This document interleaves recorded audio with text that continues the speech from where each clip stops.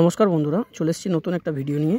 দ্বাদশ জ্যোতির্লিঙ্গের অন্যতম হলো কাশী বিশ্বনাথ। আজ সেই নিয়ে আমার ভিডিও। কলকাতা অথবা হাওড়া থেকে আপনি যে কোনো ট্রেনে করে চলে আসুন বেনারস বা বারাণসী জংশন। আমার ট্রেন ছিল জম্মু তাবি এক্সপ্রেস, 11:45 একদম রাইট টাইমে ছেড়ে দিয়েছে। তীরে এই সৌন্দর্য দেখতে দেখতে আমার ট্রেন ছুটে চলেছে বারাণসীর উদ্দেশ্যে। তো চলুন আজকে এই নিয়ে আমার ভিডিও।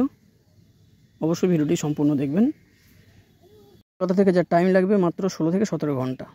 তো চলুন স্লিপারের অবস্থা একবার দেখিয়ে দিই। এই হলো আমার স্লিপার 1। দেখুন দিনের বেলা একদম ঠিকঠাক। চলুন এবার রাতের ভিডিওটা আপনাদেরকে দেখায়। এই যে রাতে দেখুন কী অবস্থা, একদম মুড়ি মুড়কির মতো অবস্থা হয়ে গেছে। কি বুঝলেন, এটা স্লিপার না অন্য কিছু? থাক, এত ভিড়, ট্রেন থেকে বাথরুম যাওয়ার উপায় নেই। তো ফ্রেন্ড, এই ছিল আমার স্লিপারের অবস্থা। বুঝতেই পারছেন কেমন আছে স্লিপার। ট্রেন মোটামুটি আমার গন্তব্যের দিকে এগিয়ে চলেছে। এই যে কাশি ঢুকবো এবার বলে রাখি, কলকাতা অথবা হাওড়া থেকে কিংবা আপ ডাউন করতে আপনি যদি ট্রেন না পান তো আপনি দীনদয়াল উপাধ্যায় থেকেও যেতে পারেন। আমার ট্রেন এসে পৌঁছে গেছে 4 নম্বর প্ল্যাটফর্ম। এখান থেকে আপনাকে যেতে হবে 1 নম্বর প্ল্যাটফর্ম। সেখান থেকে আপনি সব কিছু পেয়ে যাবেন। চলুন দেখাই।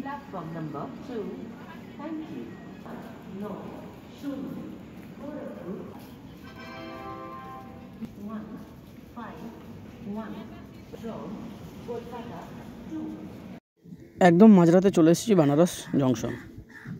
এখান থেকে মন্দির মাত্র 3.5 কিলোমিটার। বেনারসে দেখুন একবার স্টেশনটা। এখান থেকে মন্দিরের দূরত্ব মাত্র 3.5 কিলোমিটার। তো আপনি চাইলে স্টেশন থেকেও টোটো বা রিক্সা নিয়ে চলে যেতে পারেন, যার ভাড়া নিতে পারে 20 থেকে 30 টাকা। আপনি চাইলে স্টেশন থেকে কিছুটা দূর সামান্য ওখান থেকেও নিয়ে নিতে পারেন টোটো বা রিক্সা। 20 থেকে 30 টাকায় ভাড়া নেবে। আর আপনাদের যদি কোনো প্রশ্ন থাকে অবশ্যই কমেন্ট বক্সে জানাবেন, উত্তর দেওয়ার চেষ্টা করব।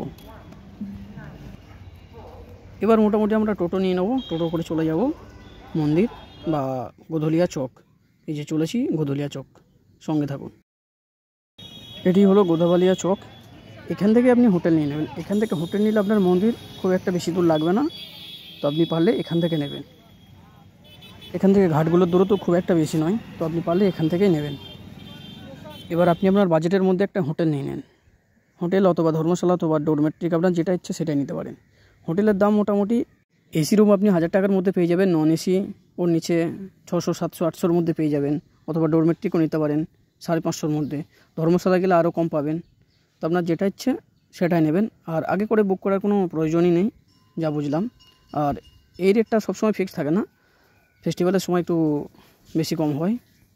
গোধলিয়া চকের পাশেই আছে হরসুন্দরী ধর্মশালা। তো আপনি চাইলে এখানেও নিতে পারেন। যেহেতু আমরা 1000 টাকার মধ্যে এসি রুম পেয়ে গেছিলাম, তাই ধর্মশালা বা ডোরমেট্রিক নিয়ে নিই। তো আমি মোটামুটি স্নান করে বেরিয়ে পড়েছি মন্দিরের উদ্দেশ্যে। চলে এসেছি 1 নম্বর গেটের কাছে। এখান থেকে আপনি মন্দির যেতে পারবেন। মন্দিরে 4টি গেট আছে। এবার বলে রাখি, মন্দিরে প্রবেশের জন্য কিছু নিয়মকানুন হচ্ছে। সেগুলো হচ্ছে মোবাইল, ঘড়ি, পেন, বিড়ি, সিগারেট এসব নিয়ে আপনি মন্দিরে প্রবেশ করতে পারবেন না।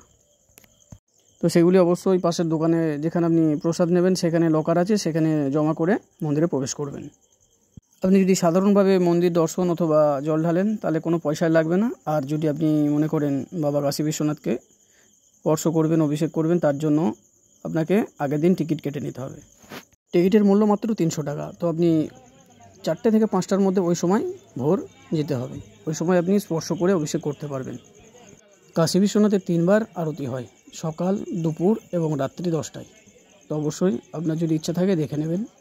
না, আরও অনেক রকম রুদ্রাভিষেকের ব্যবস্থা আছে। তো আপনি যদি মনে করেন রুদ্রাভিষেক করবেন তো 4 নম্বর গেটের কাছে ফর্ম পাওয়া যায়, ওখান থেকে আপনি বিল পে করে সেখানে যেতে পারবেন। দর্শন করার পর চলে এসেছি আমরা 4 নম্বর গেটের কাছে। তো এটি হলো 4 নম্বর গেট। এখান থেকে আপনি রুদ্রাভিষেকের জন্য টিকিট পেয়ে যাবেন। তো আপনি চাইলে এখান থেকে যেতে পারেন। আর আপনি যদি মনে করেন একদিন থেকে শুধুমাত্র দর্শন করে চলে যাবেন তো তার উপায়ও আছে। আপনি যেদিন আসবেন সেদিন যে কোনো দোকানে আপনার ব্যাগপত্র, মোবাইল রেখে সেদিন দর্শন করে সেদিন রিটার্ন করতে পারেন, তার ব্যবস্থাও আছে। একদম শর্ট টাইম হয়ে যাচ্ছে। মোটামুটি কাশী বিশ্বনাথ ঘুরতে 4 থেকে 5 দিন লেগে যেতে পারে। তো মোটামুটি 2 দিনের মধ্যে আমি যেটা কভার করে ফেলেছি। মন্দিরে যেহেতু ফোন নিয়ে যাওয়া বারণ, তাই আপনি যদি ছবি তুলতে চান তো আপনি মণিকর্ণিকা ঘাট দিয়ে বা 2 নম্বর গেট দিয়ে চলে আসতে পারেন। সেখানে মোবাইল নিয়ে যেতে দেওয়া হয়। একদম মন্দিরের সামনে থেকে আপনি ছবি তুলতে পারবেন।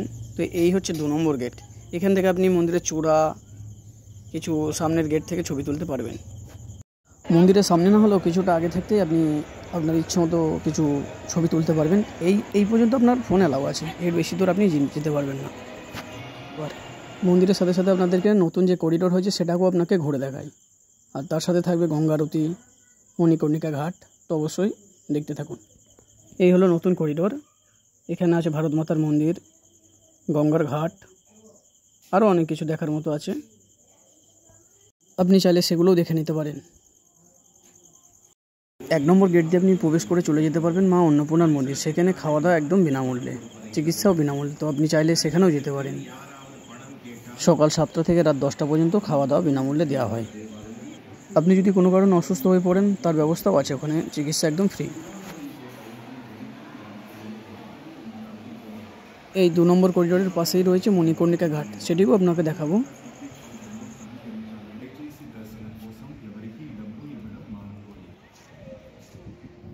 शिव पिता परमात्मा करते हैं तेरी प्रार्थना, ज्ञान का सूरज है तू सारे जगत की।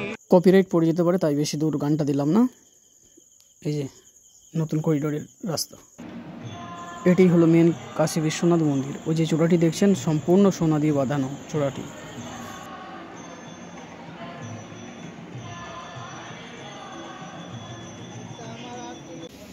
এটি হলো মণিকর্ণিকা ঘাট। তো এখান থেকে ওপার থেকে, নদীর ওপার থেকে শবদাহ নিয়ে আসছে এবং সাইড থেকেও নিয়ে আসছে আশেপাশে।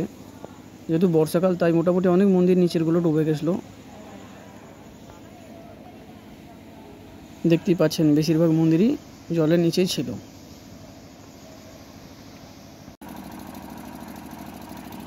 ওই যে মন্দিরের পাশে যে একতলা বিল্ডিংটা দেখছেন ওটাই মণিকর্ণিকা ঘাটের শ্মশান। শ্মশানটি একদম আলাদা, মানে একতলার ওপরে শ্মশানটা। এই যে এত লোকজন দেখছেন এরা কিন্তু সকলেই দর্শনার্থী নয়, কিছু শবদাহ নিয়ে এসছেন, তাদের পরিবারও আছে। যেখান থেকে ধোঁয়া উঠছে দেখছেন লাল মন্দিরটা, এখানেই হচ্ছে শবদাহ দাহ করা হয়। শ্মশানটা পুরো একতলা বিল্ডিংয়ের ওপর।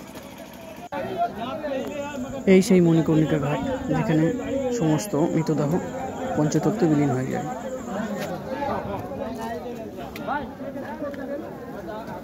এটি দেখে একটা কথাই মনে পড়ছে, সুখ স্বপনে শান্তি শ্মশান।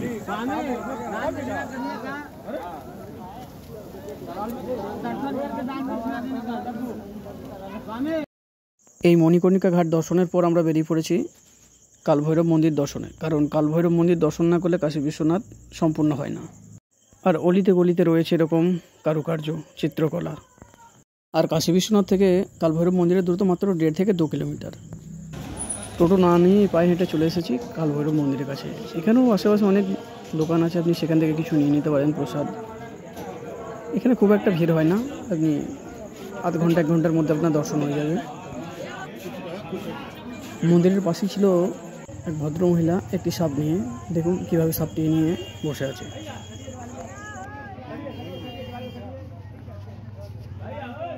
মানুষ তার জীবনযাপনের জন্য কত কিছুই না করে, সত্যি এক এক সময় ভাবি এটা।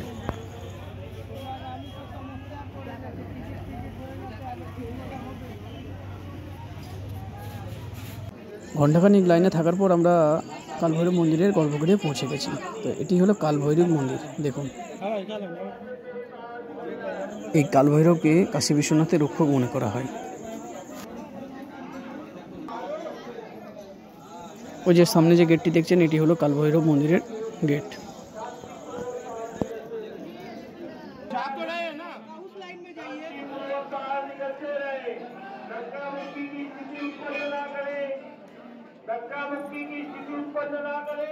এই মন্দিরে রয়েছে অনেক ঘন্টা, অনেকের মানসিক পূরণ হওয়ার জন্য এই ঘন্টাগুলি তারা দান করে গেছেন মন্দিরে।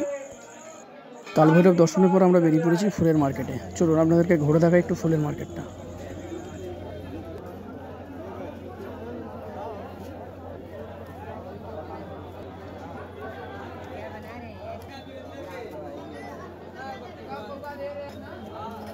যদিও ফুলের মার্কেটটি খুব একটা বড় নয়, তবু ঠিক আছে। আপনাদের ফুলের মার্কেট ঘুরতে কেমন লাগে জানাবেন।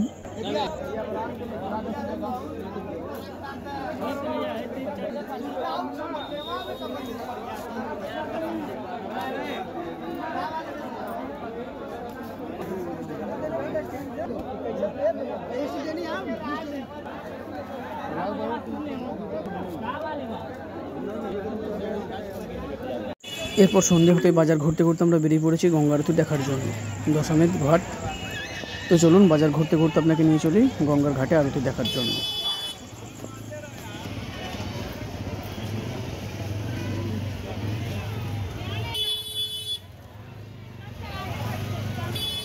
সেদিন সোমবার হওয়ার কারণে ভিড়টা একটু বেশি ছিল, দেখতেই পাচ্ছ কত ভিড় হয়েছে।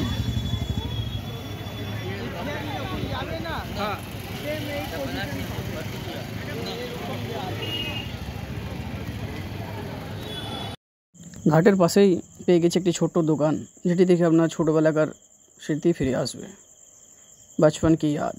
এখানে পেয়ে যাবেন আপনি ছোটোবেলার সেই আচার, লজেস, অনেক কিছু। সত্যি সেই ছোটোবেলায় যেন ফিরে চলে গেছিলাম ওই দোকানটাকে দেখে। গঙ্গা আরতি দেখার জন্য ব্যবস্থা রয়েছে লঞ্চ এবং নৌকার। তো নৌকায় আপনি 200 টাকা টিকিটে যেতে পারেন এবং লঞ্চে যেতে গেলে 300 টাকা লাগবে। দেখুন কত দর্শনার্থী এসে গেছে গঙ্গা আরতি দেখার জন্য। যদিও আমরা 6:30টার মধ্যে চলে এসেছিলাম, আর গঙ্গা আরতি শুরু হয়েছে 7টার সময়।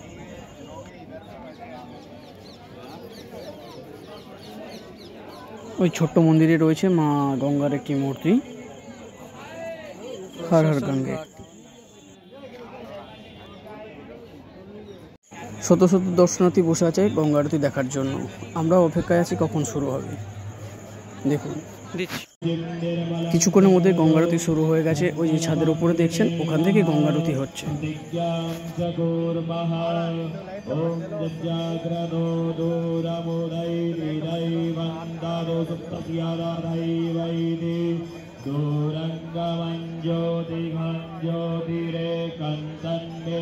शिव संकल्पवस्तु संकल्प सिद्धिरस्तु नमः पार्वती पतये हर हर महादेव। कृपया सभी लोग उचित स्थान लेकर बैठ जाएं। जय जय गणेश। গঙ্গা আরতি সম্পূর্ণ করে আমরা চলে এসেছি গোদাবালিয়া চক। এখান থেকে আমরা যাব বেনারসের সবচেয়ে বিখ্যাত কাশী চাট ভান্ডার। চলুন আপনাকে নিয়ে যাই কাশী চাট ভান্ডারে। এই গোধলিয়া চক থেকে মাত্র 2 মিনিটের রাস্তায় গেলেই আপনি কাশী চাট ভান্ডার পেয়ে যাবেন। দেখুন রাতের গোদাবালিয়া চক কত ভিড়।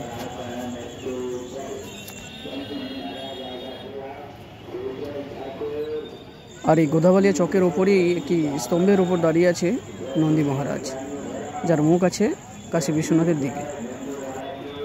বিখ্যাত সেই চাটের দোকানে এসে নিয়ে নিয়েছি 1 প্লেট টমেটো চাট, যার প্রাইস 50 টাকা। খেতে দারুণ একদম। দেখুন কাশী চাট ভান্ডার। প্রাইসগুলো আপনাকে দেখিয়ে দিচ্ছি। এখানে 14 রকম আইটেম আছে।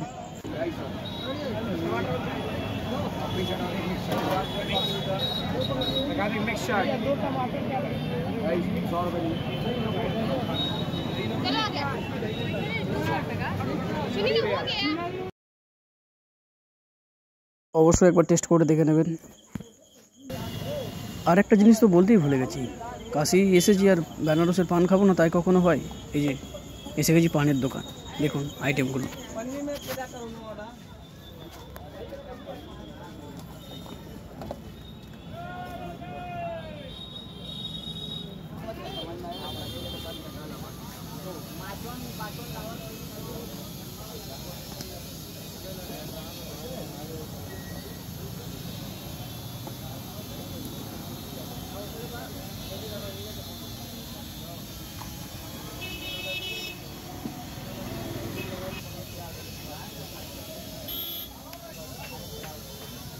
তো এই পান খেতে খেতে আমার ভিডিওটি শেষ করছি।